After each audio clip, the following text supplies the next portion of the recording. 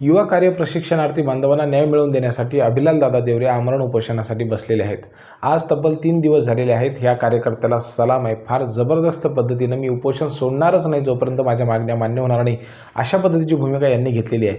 खरं पाहिलं तर एवढं धाडस असणारे व्यक्तिमत्व खूप कमी असतात। मी मागे हटणार नाही, तिळभरसुद्धा माझा प्राण गेला तरीसुद्धा चालेल, परंतु JR हाती भेटणार नाही तोपर्यंत मी थांबणार नाही, असा निर्धार त्यांनी केलेला आहे। तेव्हा आपली जबाबदारी आहे की आपण त्यांच्या पाठीमागे आता पूर्ण ताकदीने उभं राहूयात। खूप खूप धन्यवाद। मेरे सर को रुतबा तेरे संविधान से मिला है, मुझे ये सम्मान तेरे संविधान से मिला है। औरों को जो मिला होगा मुकद्दर से मिला होगा, लेकिन मुझे तो मेरा मुकद्दर भी तेरे संविधान से मिला है। मुझे तो मेरा मुकद्दर भी तेरे संविधान से मिला है। भारतीय राज्यघटनेचे शिल्पकार विश्वरत्न भारतरत्न डॉक्टर बाबासाहेब आंबेडकर यांनी आपल्याला मंत्र दिला, शिका, संघटित व्हा, संघर्ष करा। ते झालेत भारतीय घटनेचे शिल्पकार, लिहिलं भारतामध्ये संविधान आणि त्या संविधानाच्या बळावरती प्रत्येक भारतीयाला स्वातंत्र्याचा, अतिशय चांगलं जीवन जगण्याचा अधिकार दिला। आज मात्र आपण बघतोय की बेरोजगारी प्रचंड वाढलेली आहे आणि म्हणून बाबासाहेबांच्या संविधानाला अभिप्रेत असलेलं अन्नत्याग, पाणीत्याग, उपोषण आता प्रशिक्षणार्थी बांधवांसाठी धुळे जिल्ह्यामध्ये अभिलाल दादा देवरे यांनी सुरू केलेलं आहे। त्यांचं फक्त एकच म्हणणं आहे की आम्ही हे जे मुख्यमंत्री युवा कार्य प्रशिक्षण योजनेमध्ये ज्या विद्यार्थ्यांनी त्यांच्या आयुष्यामधल्या तब्बल 11 महिन्यांचं त्या ठिकाणी प्रशिक्षण घेतलेलं आहे, त्या सर्व प्रशिक्षणार्थी बांधवांना जोपर्यंत कायमस्वरूपी रोजगार मिळत नाही तोपर्यंत मी माझं अन्नत्याग आणि पाणीत्याग उपोषण हे थांबवणार नाही आहे।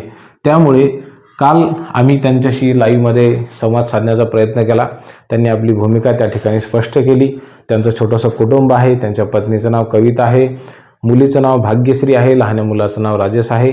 अतिशय सर्वसामान्य परिस्थितीमधलं कुटुंब, म्हणजे अत्यंत हलाखीची परिस्थिती असणारं हे कुटुंब आहे अभिलाल दादा देवरे आणि त्यांचं सगळं कुटुंब। त्यांच्या पत्नी ज्या आहेत तर त्या 200 रुपये रोजाने मोलमजुरीसाठी, कष्टासाठी त्या ठिकाणी शेतामध्ये जातात। सर्वसामान्य परिस्थितीमधलं कुटुंब असून देखील त्या ठिकाणी कुठलीही सामाजिक आर्थिक पार्श्वभूमी चांगली दांडगी नसताना प्रशिक्षणार्थी बांधवांच्या रोजगारासाठी, त्यांच्या हक्कासाठी त्यांनी आता अन्नसुद्धा त्याग केलं आहे आणि एवढंच नाही तर पाणीसुद्धा त्यांनी त्यागलेलं आहे। हे आंदोलन सुरू झालेलं आहे 25 तारखेपासून। आज या आंदोलनाचा 3रा दिवस आहे। त्यांची प्रकृती खालावत चाललेली आहे। काल तिचे जे तहसीलदार महोदय होते ते त्यांना आलेत, भेटलेत आणि जिल्हा सहाय्यक आयुक्त होते ते सुद्धा आले। धुळ्याचे जिल्हा सहाय्यक आयुक्त हे अतिशय संवेदनशील आहेत, चांगले आहेत, ते आलेत। त्यांना अभिलाल दादांनी काही प्रश्न विचारलेत, त्या प्रश्नांची उत्तरं त्यांच्याकडे नव्हती, म्हणून त्यांनी विभागीय जे सहाय्यक आयुक्त आहेत त्यांच्याशी त्यांचं बोलणं करून दिलं, विभागीय उपायुक्त त्यांच्याशी बोलणं करून दिलं, त्यांच्यासोबत बोलणं झालं। ते असं म्हणाले की तुम्ही उपोषण मागे घ्या, तुमच्या ज्या मागण्या आहेत तर त्यांचा पाठपुरावा आम्ही निश्चित शासनाकडे करू।